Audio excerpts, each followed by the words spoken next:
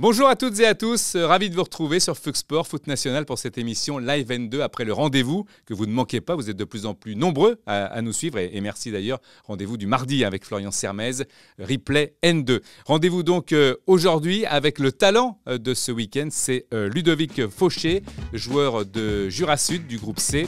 Il a été nommé 7 fois talent, donc ça veut dire évidemment qu'il en est pétri. Efficacité, milieu gauche, il fêtera ses 24 ans le 10 mars prochain. Il est évidemment très efficace au milieu de terrain, il est clairvoyant et puis il aime le jeu à la nantaise, il aime le ballon tout court. Il a été formé à la Jonelière, rendez-vous compte. Il affrontera demain la réserve de l'Olympique de Marseille. L'affiche que nous avons choisie ce week-end, c'est la réserve de Lyon contre Gaulle FC, le leader de ce groupe. Et nous avons la chance d'être avec Djamal Halimi. Djamal, bonjour. Bonjour. Merci d'avoir accepté notre invitation sur Fux Sport Foot National et Live N2 pour cette affiche évidemment qui vous intéresse. Alors déjà, bravo pour votre parcours. Est-ce qu'on a, quand c'est un derby comme ça, on sait que Gaulle FC c'est une sorte de regroupement d'équipes de la région. Est-ce que quand on vit un derby comme ça, il y a une appréhension particulière ? Non, pas forcément. Comme vous l'avez dit, le derby prépare des manières. Et surtout dans l'inspiration dans laquelle on est, on se doute de la continuité au travail qu'on a effectué depuis le début de la saison, tous les efforts fournis par l'ensemble du groupe pour pouvoir se donner une continuité. Le mois de mars sera déterminant, si mes souvenirs sont bons dans vos précédentes déclarations. Également, quand on voit le calendrier, c'est pas le tout d'être leader, il faut rester leader et c'est un mois de mars qui sera très important. Effectivement, après, l'ensemble de la saison est importante, mais c'est vrai que le rush final l'est beaucoup plus. Comme je l'ai dit, on n'a encore rien fait. Donc, l'erreur, ça serait de penser qu'on est déjà arrivé. On n'a que 7 points d'avance sur Marseille, qui est sur un super rush, sur 5 victoires d'affilée. Donc, comme je l'ai dit, au-delà du derby, c'est une victoire pour pouvoir donner de la continuité à ce qu'on fait. Comment on fait, coach, quand on est leader comme ça depuis un moment, pour laisser les hommes sous pression et parce qu'on sait quelquefois que finalement être le poursuivant, c'est plus avantageux dans le sprint final que d'être premier où il faut regarder dans le rétro et avoir peut-être un petit peu de crainte. Non, l'erreur, c'est de regarder derrière. Comme on l'a fait depuis le début de la saison, on a été à la place de nos poursuivants. On est leader au jour d'aujourd'hui. On a fourni beaucoup d'efforts, que ce soit l'ensemble du groupe, que ce soit le staff et l'ensemble du club pour nous mettre dans les meilleures conditions. Donc, non, je dirais que le seul objectif, c'est de se focaliser sur nous-mêmes et sur le travail qu'on effectue et la remise en question perpétuelle qui fait qu'on se donne de la continuité sur nos résultats. Alors dans cette émission Live N2, puis le mardi avec Florian Sermez, Replay National 2, on met en exergue évidemment les talents de N2. C'est vous qui avez eu l'expérience aussi au Maroc, si mes souvenirs sont bons. Cette division, ces groupes sont évidemment un réservoir de talents ? Énormément. J'ai eu la chance de commencer en N2 moi-même avant de monter à l'échelon supérieur. On a aussi au jour d'aujourd'hui des jeunes. On a la preuve cette année avec un jeune de chez nous qui est parti à Monaco. Donc oui, c'est une belle vitrine aujourd'hui pour l'ensemble des joueurs. Comment vous voyez cette fin de saison ? Parce que vous le disiez, vous êtes leader, mais rien n'est fait. L'ambition, c'est évidemment de monter. Tout ce qui serait contraire à ça serait une grosse déception pour vous ? Avec la débauche d'énergie effectuée, je parle toujours du groupe, parce que c'est quand même eux qui fournissent énormément d'efforts, qui ont une hygiène de vie exemplaire. Comme je le dis, je le répète, c'est un honneur et une fierté d'avoir un groupe que j'ai. Garçons qui vivent bien ensemble, des garçons qui se tirent vers le haut les uns les autres. L'ensemble du groupe est vraiment connecté, que ce soit ceux qui jouent moins. La chance qu'on a eue, c'est qu'on a pu faire jouer tout le monde cette saison. Donc, c'est ce qui fait que tout le monde est concerné. Merci beaucoup, coach, d'avoir été avec nous sur Live N2. C'était l'affiche choisie donc, par l'ensemble de la rédaction, la réserve de Lyon contre Gaulle. On vous souhaite un très bon match et on vous dit à bientôt sur Fux Sport et sur Live N2 Foot National. Merci. Merci. On continue le programme de ce week-end avec dans le groupe A, il y aura Châteaubriand-Versailles. On surveille évidemment de près Versailles, même s'ils sont déçus. D'ailleurs, on salue leur parcours en Coupe de France. On en profite évidemment pour les saluer et pour qu'ils se reprennent, si tant est qu'on peut dire ça, en championnat, puisqu'ils sont toujours leaders.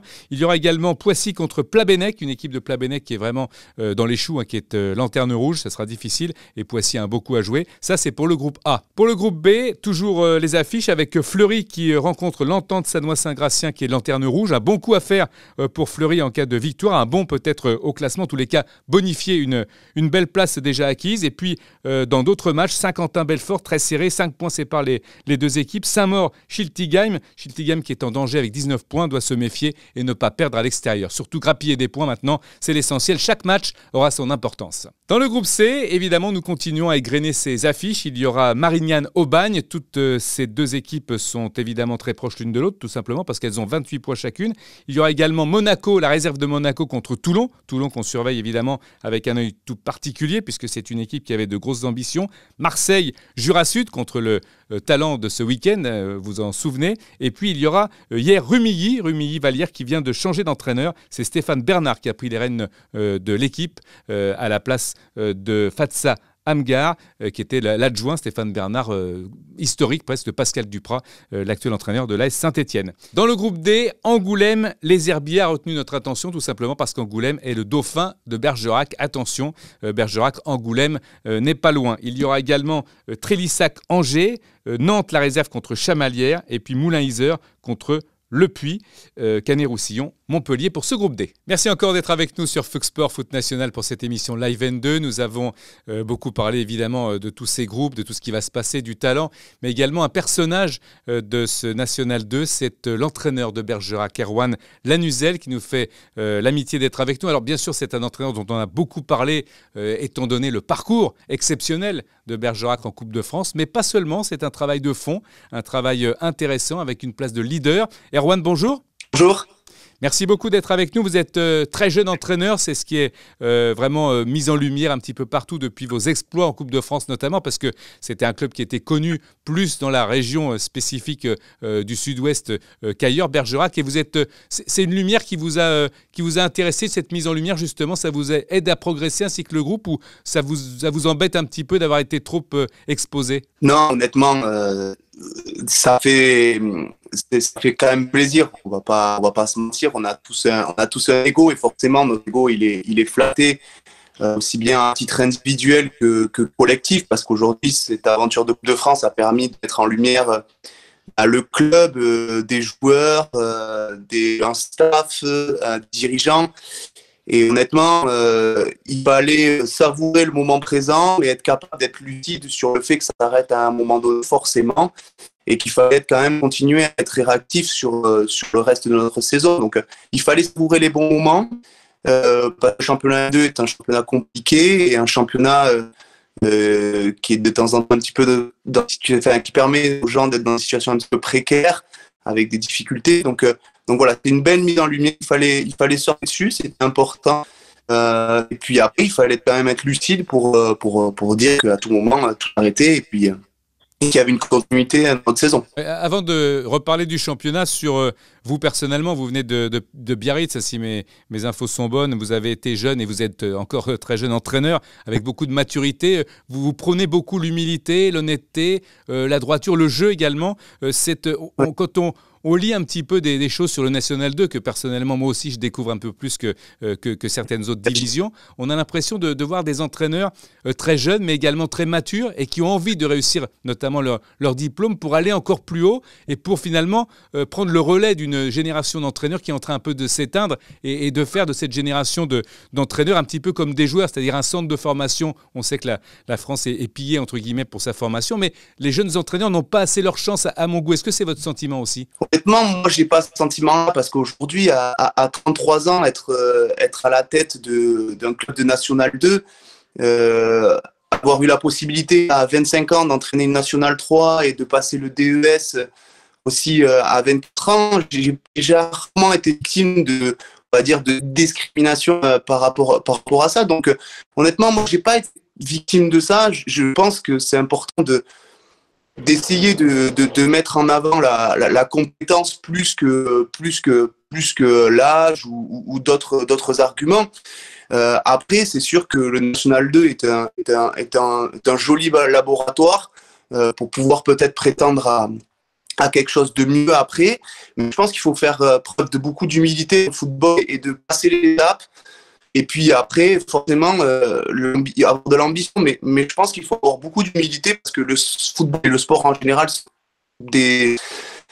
on va dire, des accélérateurs de particules, et ils peuvent très vite vous projeter vers le haut, comme très vite vous projeter vers le bas. Donc, je préfère être ambitieux, mais avec de l'humilité, essayer de passer les étapes. Et les étapes, c'est d'abord bien travailler avec mon club pour me donner la possibilité peut-être un jour d'aller vivre d'autres promotions. Bien sûr, alors vous parliez d'humilité, ça tombe bien puisque votre équipe va jouer Mont-de-Marsan, Lanterne Rouge.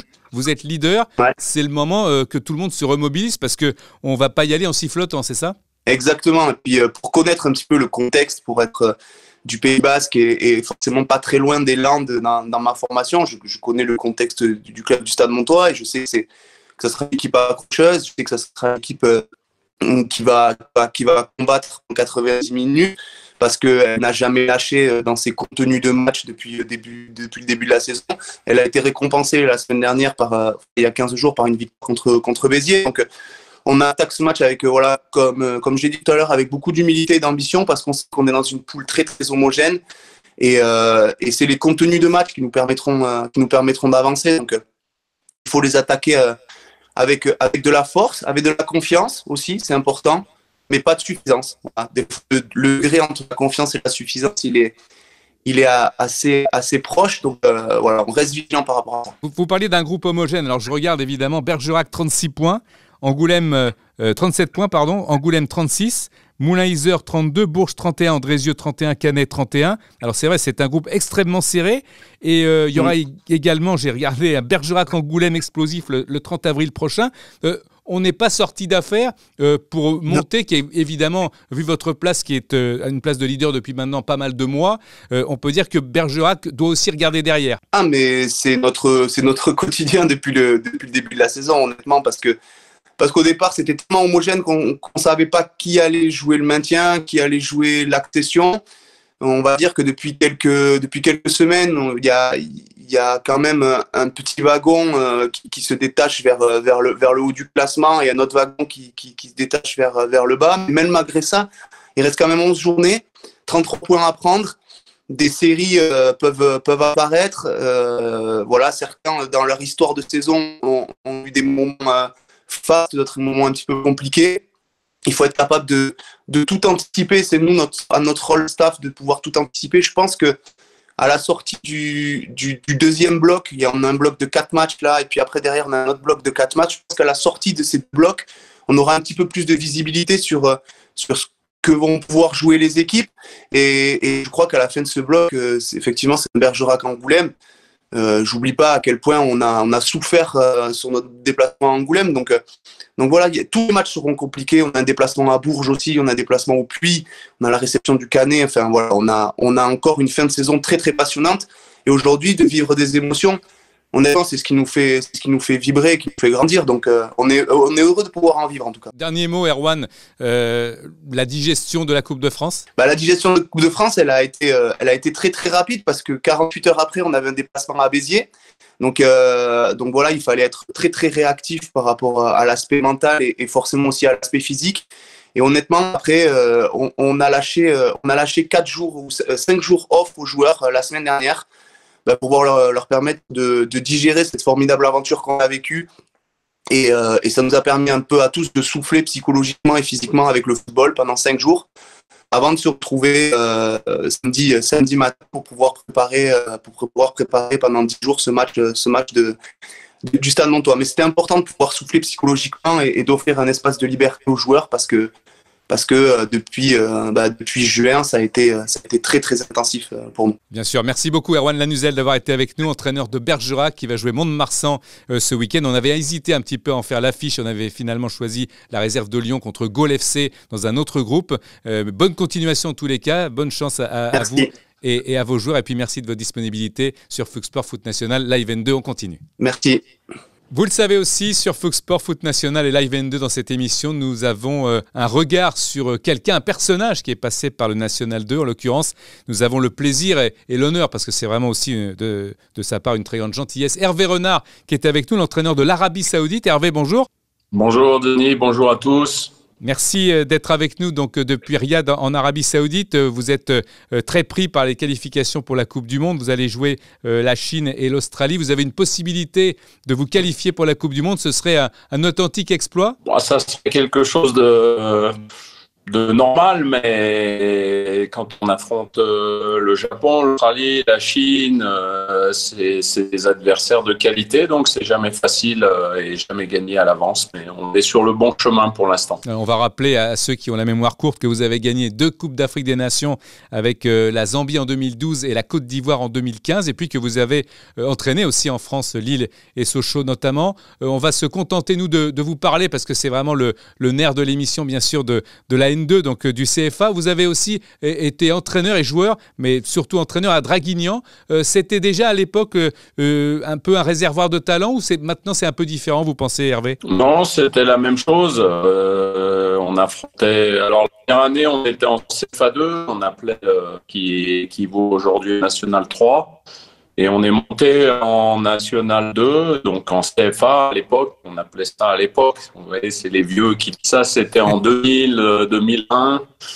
Donc ça remonte déjà, mais quelle fantastique aventure. Et surtout, peut-être temps après, je voudrais remercier les dirigeants que j'avais à Draguignan qui m'ont permis de commencer ma carrière.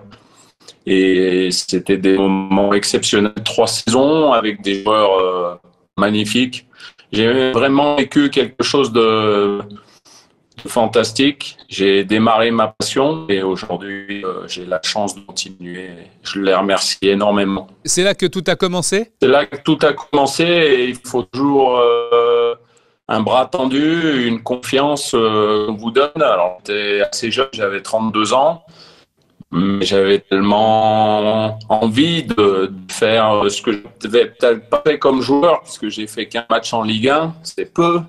Et c'était dans mes rêves, c'était autre chose. Donc j'ai voulu réaliser en tant qu'entraîneur peut-être ce que je n'avais pas réalisé en tant que joueur. Et puis vous avez beaucoup appris aussi aux côtés de certains entraîneurs, notamment Claude Leroy. Oh ben Claude, c'est immense respect et il m'a mis sur les rails, on va dire, du professionnalisme. Sans lui, peut-être, j'ai toujours pour habitude de dire que je serais peut-être encore en National 2. On ne sait pas, il y a des entraîneurs de qualité dans ces divisions, mais qui passent de nombreuses années dans ces divisions parce qu'on leur fait jamais confiance. C'est comme ça, ça fait partie du destin certainement. Et puis j'ai rencontré, puisque vous parlez d'entraîneurs, 2 personnes qui me sont très chères, c'est Guy Lacombe et Fernandez, qui étaient pour moi exceptionnels. Ouais, vous parliez, on a eu tout à l'heure Hervé Renard, Erwan Lanuzel, l'entraîneur de Bergerac qui a 33 ans. Et c'est vrai qu'on parlait un petit peu avec lui du manque peut-être d'impact des jeunes entraîneurs en France, où peut-être le manque de prise de risque. On va chercher à l'étranger peut-être des entraîneurs. Vous pensez encore aujourd'hui que c'est le cas? On ne fait pas assez confiance aux jeunes entraîneurs?